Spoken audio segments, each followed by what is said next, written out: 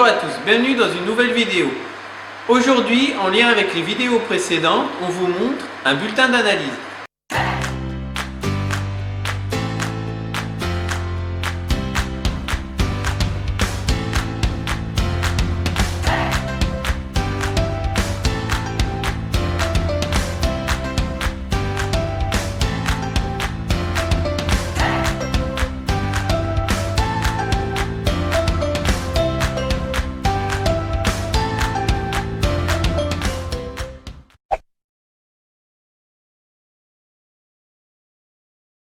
C'est moi qui demande les paramètres que je veux qu'ils analysent en fonction de mes cuvées, c'est moi qui le juge, en fonction de comme je vois que le vin travaille ou en fonction du travail que j'ai fait dessus, en fonction des dégustations que moi je peux faire. Je fais mes échantillons, je marque ce que je veux qu'ils analysent et en retour j'ai un bulletin d'analyse comme celui-ci.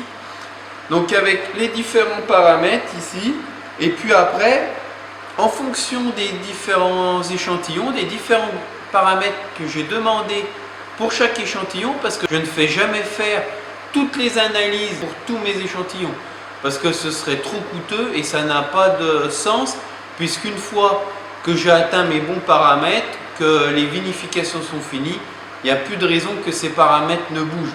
Donc éventuellement je les refais faire bien plus tard, avant la mise en bouteille, pour voir qu'il n'y ait pas eu d'évolution particulière. Mais une fois que c'est bon, il n'y a pas de raison que ça bouge. Une fois que les malots sont finis, les malots sont finis. Ça ne reviendra pas en arrière.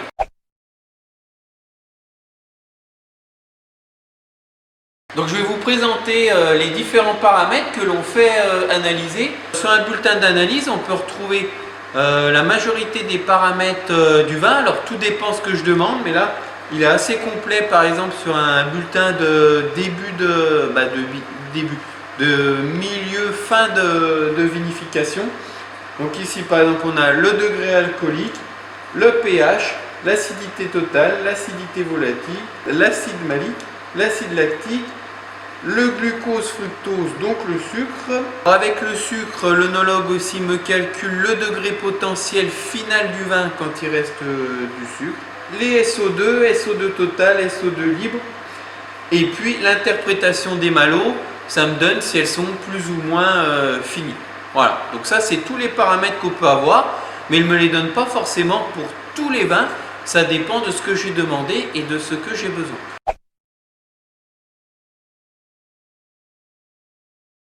Aussi, ce qui est important sur des analyses comme ça, du moins pour moi je trouve l'importance d'avoir un œnologue, c'est aussi l'interprétation de ces paramètres, le conseil qu'il y a derrière en fonction de ces analyses. Par exemple, il peut me dire de resulfiter un vin, soit parce qu'il n'y a pas assez de SO2 libre, ou parce que les vinifications sont finies, donc pour inhiber toute la flore qui se trouve dans le vin, je peux être amené à remettre du SO2, ou si l'acidité est trop faible, réacidifier, enfin bref, il peut y avoir des interventions à faire sur le vin qui vont découler de ce bulletin d'analyse. Ou par exemple, si les fermentations se sont arrêtées, ça peut être de réchauffer le vin à une vingtaine de degrés pour que les fermentations puissent se terminer. Et puis aussi, je peux lui demander de faire une dégustation de mes vins.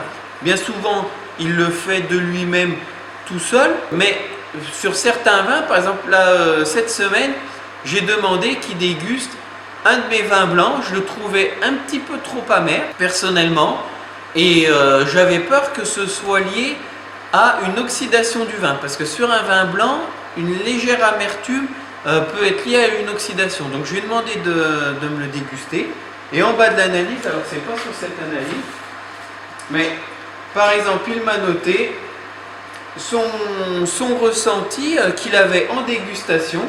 Donc là, fruits blancs au nez, bon équilibre en bouche, bien que l'acidité soit faible. Donc c'est aussi ça qui est important, c'est que vous avez les paramètres du vin, mais un paramètre analytique du vin ne fait pas tout. Vous avez aussi le ressenti en bouche et au nez. Par exemple, vous pouvez, comme là, sur ce vin-là, qui a une acidité plutôt faible d'un point de vue du paramètre, d'un point de vue analytique, mais en fin de compte, en bouche, il me dit que c'est plutôt bien équilibré. Donc en gros, ça ne servirait peut-être à rien de l'acidifier s'il est très bien équilibré comme ça, malgré que d'un point de vue purement analytique, en théorie, je devrais l'acidifier. Donc d'où l'importance de coupler ces paramètres analytiques avec une dégustation. L'œnologue, en plus, il a aussi pour rôle de me donner, par exemple, quand il faut intervenir sur un vin, que ce soit acidifié, désacidifié, rajouter du SO2, il a aussi un rôle de conseil.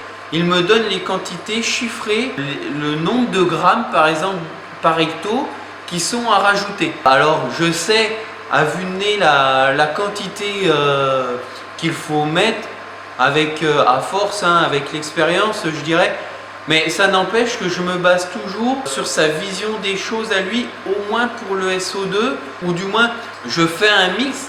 Donc ça, tout ça, c'est des données qu'il sait facilement manipuler. Alors moi, je pourrais le faire, je me débrouille, mais c'est vrai que c'est très pratique. Je lis le bulletin d'analyse, j'ai plus qu'à calculer par rapport au volume que j'ai en cuve, ce que j'ai à faire. Donc ça m'évite de rechercher, de faire d'autres calculs et qui seraient source d'erreur. Là, j'ai tout en main, donc c'est beaucoup plus facile d'intervenir sur les vins.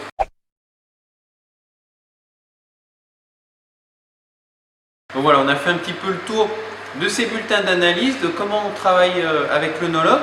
Donc c'est un travail de confiance, on travaille vraiment ensemble, donc il me donne des orientations. Après au final c'est quand même moi qui décide. Il y a certaines choses par exemple que je ne veux pas faire, que je ne veux pas intervenir ou que j'aurais pas fait de cette manière là. Donc c'est aussi des fois il me propose des choses mais je dis et si on ne ferait pas d'une autre manière.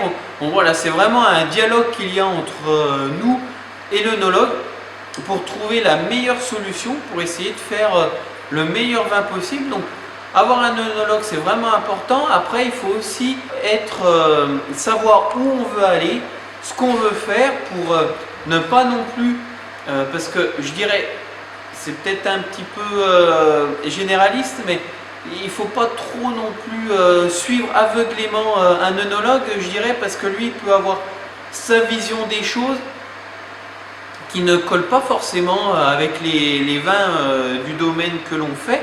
Alors après, c'est à nous de bien choisir l'œnologue avec lequel on travaille. Par exemple, nous, on a eu 2 œnologues. On a eu le premier œnologue avec qui a travaillé mon père, mais sa vision ne convenait pas à mon père. Il voulait un peu trop intervenir sur les vins. Nous, on n'aime pas trop intervenir.